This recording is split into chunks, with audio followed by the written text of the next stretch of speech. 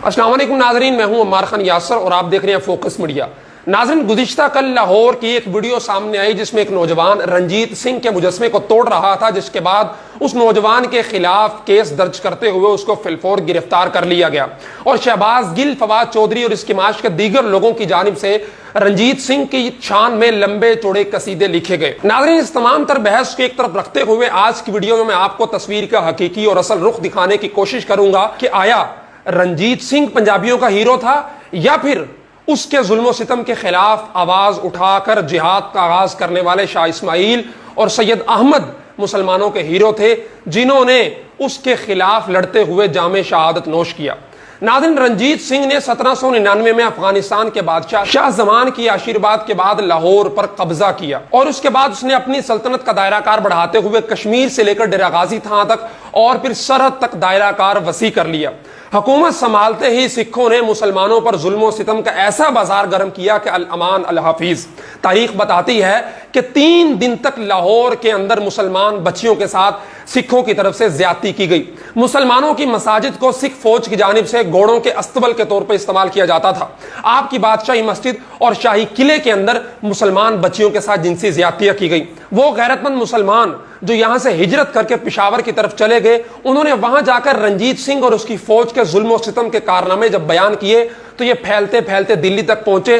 तो शाह वलीउल्लाह के पोते और शाह अब्दुल गनी के बेटे शाह इस्माइल ने पंजाब का खुफिया तौर पर दौरा किया और वापस जाने के बाद उन्होंने मुसलमानों के साथ मिलकर रंजीत सिंह के खिलाफ जिहाद का आगाज किया। 1826 में पेशावर के करीब सैयद अहमद के साथ मिलकर उनका सिखों की फौज के साथ पहला मुकाबला हुआ और सरदार बुद्ध सिंह जो रंजीत सिंह की फौज का सिपा सलार था उसको शिकस्त हुई।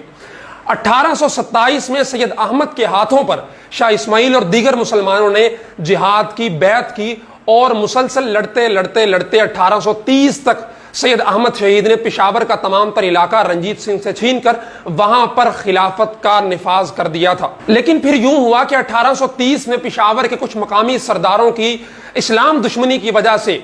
सैयद अहमद शहीद को पेशावर छोड़ना पड़ा और वह कश्मीरी मुसलमानों की दावत पर लब्बैक कहते हुए जब ये बालाकोट के रास्ते से गुजर रहे थे तो वहां रंजीत सिंह के बेटे शेर सिंह के साथ उनका मुकाबला हुआ जिसमें वो फातेह बन सकते थे, लेकिन अपनों की गद्दारी की वजह से सैयद अहमद शहीद और शाह इस्माइल शहीद दोनों लड़ते लड़ते जामे शहादत नोश कर गए और तमाम तर मुसलमान फौज को वहां पे शहीद कर दिया गया और कुछ ही लोग बच बचा के निकल सके। नाज़रीन, ये था रंजीत सिंह का असल चेहरा कि जिसको आज फवाद चौधरी, शहबाज गिल और इसके माश के कुछ दीगर पंजाबी कौम परस्त अपना हीरो करार देते हैं। ये उनका हीरो तो हो सकता है, लेकिन ये पाकिस्तान के 21 करोड़ मुसलमानों का हीरो हरगिज नहीं हो सकता।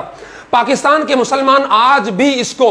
एक मुसलमान और इंसानियत कुश हुक्मरान के तौर पर याद रखते हैं और उनके जहनों में आज भी यह मौजूद है कि इसी रंजीत सिंह ने मुसलमान बच्चियों के साथ जिनसी ज्यादतियां की थी, इसी रंजीत सिंह ने मुसलमानों की मसाजिद के अंदर घोड़े बांधे थे, इसी रंजीत सिंह ने बादशाही मस्जिद और शाही किले के हुलिये को बिगाड़ कर अपनी असबियत का जो है वो मुजाहिरा किया था। और वही शाही किला, उसी के बाहर आज रंजीत सिंह का मुजस्मा लगाकर फवाद चौधरी और शहबाज गिल फखरिया तौर पे कहते हैं कि रंजीत सिंह हमारा हीरो है। मैं बतौर एक पाकिस्तानी शहबाज गिल, फवाद चौधरी और इसके माश के दीगर लोगों से बरात का इजहार करते हुए कहता हूं कि रंजीत सिंह हमारा हीरो हरगिज नहीं था, बल्कि रंजीत सिंह के जुल्म सितम के खिलाफ जिहाद का आगाज करने वाले सैयद अहमद शहीद और शाह इस्माइल शहीद हमारे हीरो थे और इंशाअल्लाह हमारे मरते दम तक हम उन्हीं को अपना हीरो तस्लीम करेंगे। फवाद चौधरी साहब, शहबाज गिल साहब, आपको आपका हीरो रंजीत सिंह मुबारक हो, हमें हमारे हीरो शाह इस्माइल शहीद और सैयद अहमद शहीद मुबारक हो।